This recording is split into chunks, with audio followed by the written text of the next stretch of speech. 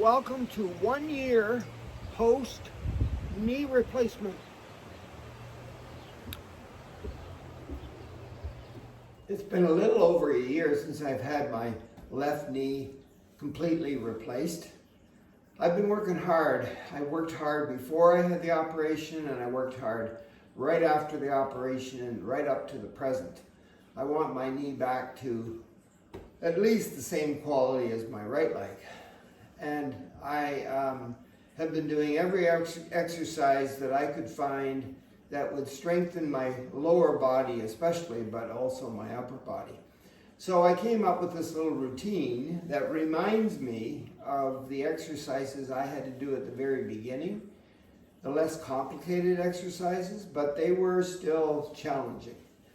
And I want to show you that exercise routine right now. So I'm using my favorite sturdy oak chair here. Doesn't have any arms, but it's sturdy as can be. It's not going to slide anywhere when I sit down and stand up. And I'm sitting on the edge of the chair, well, not the very edge, but I want to free up my hamstrings on the back of my upper legs because I need them to do this routine. So sitting up nice and tall, think about your head, pushing your chin back into your neck, shoulders down and back and relaxed a little bit. Your hips are in neutral, not too far forward, not too far back. And let's go. So take one leg, how about this one, doesn't matter, and just lift your foot off the floor. You can keep your foot flat, but lift it off the floor, leading with your knee going up. If you can get it a little higher, that's fine. And just sit there for maybe 3 to 5 seconds, and then put it down. And breathe comfortably throughout this whole routine. Try the other side, foot's flat, knees up nice and high, holding onto the chair or not holding onto the chair, whatever you choose to do, okay? And sit up nice and tall, and after 3 to 5 to 10 seconds, put your leg down. Okay, this time lift your leg up again and flex your foot. That means toe to nose, and you'll feel some kind of a tightness in your calf muscle, but you're also working your quads and your hamstrings and your hip flexors. Lots of good benefits from this simple little routine. Down it goes after 3 to 5 to 10 seconds. Lift up the other side, flex the foot, toe to nose. Working those calf muscles. You need those to be able to walk properly.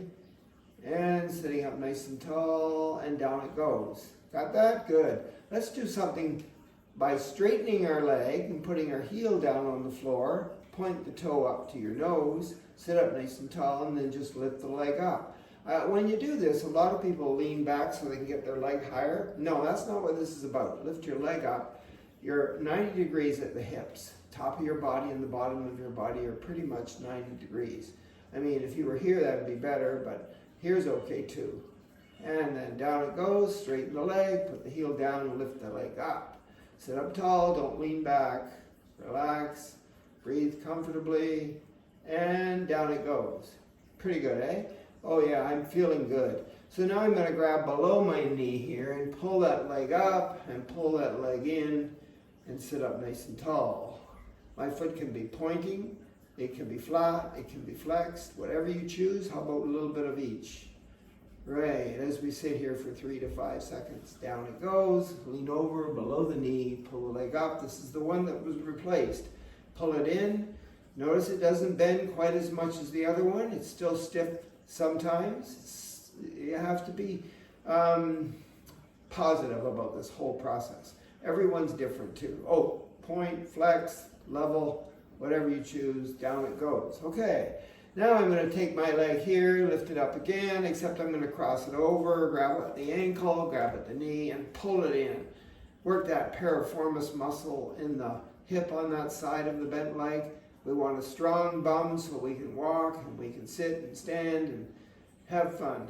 Right, after 3 to 5 seconds, right? Sit up, tall, grab the leg, pull it in, grab the ankle. Of course, it doesn't come in as far as I want it to, but I'll work at this. Right, sit up tall, work the piriformis in the bum. You need to work that muscle. It's very, very important for mobility. And down it goes. That's pretty much it, except let's try the whole thing and make it look like we really know what we're doing. So sit up tall, check your posture. Let's start on this side here, lift the leg up, Flex the foot. Straighten the leg. Pull it in. And cross over and pull it in. And down it goes. So, sitting up tall, lift the leg. Flex the foot. Straighten the leg. Pull it in. And cross it over and pull it in. Got it? I'm proud of you and I'm proud of myself. I like to do my wall sit in my bedroom. And I like to do it in the evening, after the day is done and the dust is settled. I'm not sure why. I don't think it matters. But for me, I like my bedroom and I like the evening. And I like this wall. I get my door shut. I turn on some lights, not too many. Got my PJs on. No one's bothering me. And I put my feet shoulder width apart. Oh, and by the way, I do it in my bare feet. I don't trust my socks or my shoes because all my weight is on those feet and I don't want them to slide out. I don't need to end up on my fanny on the ground. So anyway, with my feet shoulder width apart and pretty much pointing straight ahead there with my toes, I step away from the wall and I put my tailbone on the wall and then my shoulder blades on the wall. Hands are on my legs and I slide down the wall, pushing into the wall until I create a 90-degree angle at my knee joint. Well, today, this is as far down as I can go. And my shoulder blades are touching, my low back isn't touching, but my tailbone is. And I'm pushing down into my feet, the heels, the arch, the balls of the foot, and the toes are all working. And my quads are burning. And I'm trying to hold this until I can't hold it any longer, up to 60 seconds.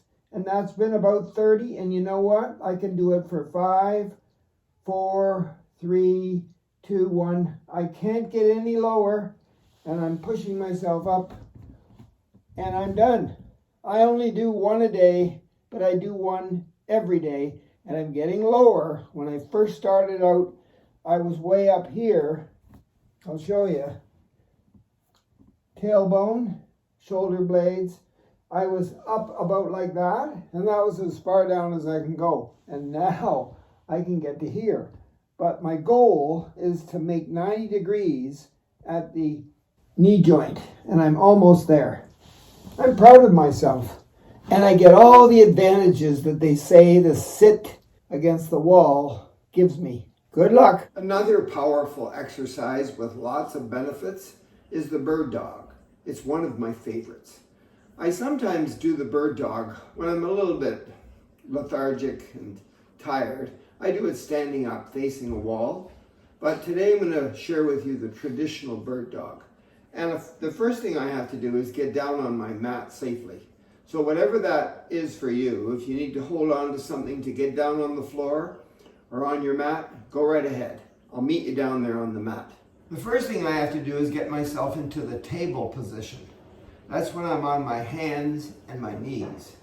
I want to make sure that my hands, when they're on the floor, are shoulder width apart, and my knees, when they're on the floor, are hip width apart, okay? I want to line myself up properly. So I'll just turn over here and very, very safely get on my hands and my knees. And remember, my knee on the left was replaced about a year ago, so I can now balance on it. It's a little stiff, but it's okay. So my hands are below my shoulders, my fingers are spread apart, and my knees are below my hips. My toes are just touching the floor at the back, and I'm in a table position.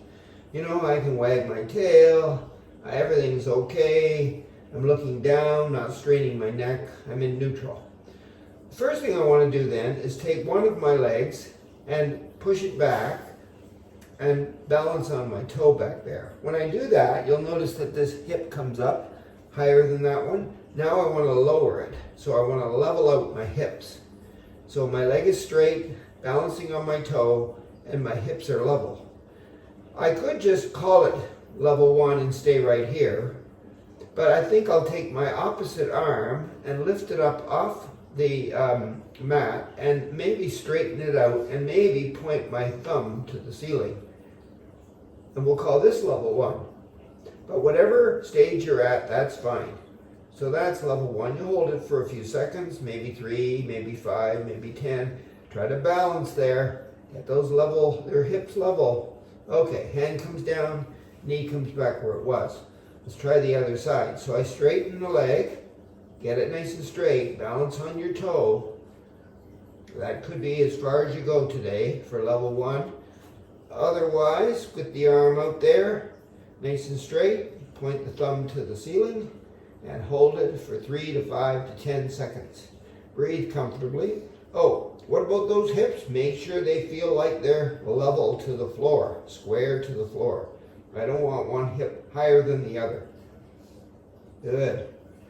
All right. Now let's see if we can make this a little bit more challenging for those people that are finding that level 1 too easy. So I'll take my leg and straighten it behind, square up my hips.